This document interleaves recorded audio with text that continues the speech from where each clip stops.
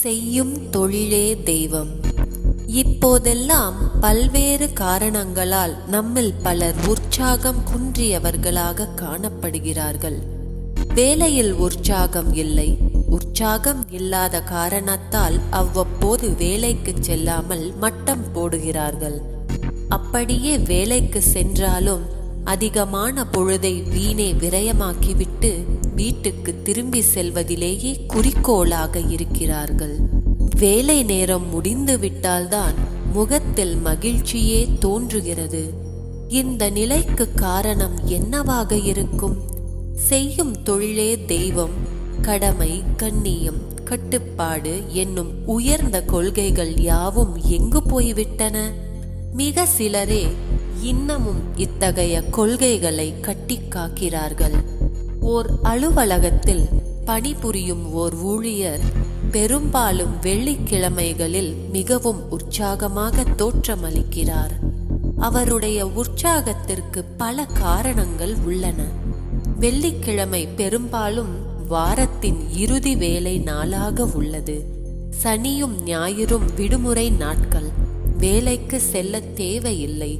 வீட்டிலேயே இருந்து கொண்டு குடும்பத்தினரோடு 2 நாட்கள் மகிழ்ச்சியாக கழிக்கலாம், ஓய்வு எடுக்கலாம், விருப்பமான காரியங்களில் ஈடுபடலாம், தூரத்தில் இருக்கும் அன்பிற்கு உரியவர்களை போய் சந்திக்கலாம், வேலையை பற்றி சிறிதும் சிந்திக்க தேவையில்லை. இப்படி அடுக்கிக் கொண்டே போகலாம். அதே ஊழியர் திங்கட்கிழமையன்று எப்படி தோற்றமளிக்கிறார்? உற்சாகம் இல்லை, தெம்பு இல்லை, மகிழ்ச்சி இல்லை. அவருடைய உற்சாகமின்மைக்கு பல காரணங்கள் உள்ளன. திங்கட்கிழமை வாரத்தின் முதல் நாள். இன்னும் 5 நாட்களுக்கு சிலருடைய கடுகடுப்பான முகங்களை பார்த்து கொண்டிருக்க வேண்டும். சக ஊழியர்களின் பொறாமைக்கும் கேலி பேச்சுகளுக்கும் அவதூறுகளுக்கும் ஆளாக வேண்டும். 5 நாட்களை பற்களை கடித்து கொண்டு நகர்த்த வேண்டும். இப்படியெல்லாம் சிந்திக்கும் போது அவருடைய மனம் பாரமாகி விடுகிறது, உற்சாகம் குன்றி விடுகிறது. நம்மில் பெரும்பாலோருக்கு வீட்டில் கழிக்கும் நேரத்தை விட அலுவலகத்தில் கழிக்கும் நேரமே கூடுதலாக உள்ளது. அப்படியானால் அலுவலகம்தான் நமது முதல் வீடு. அப்படியானால் வீட்டில் இருக்கும் சூழ்நிலையை நாம் ஏன் அலுவலகத்திலும் உருவாக்கக்கூடாது? சக ஊழியர்களை நமது குடும்ப உறுப்பினர்களாக ஏன் கருதக்கூடாது?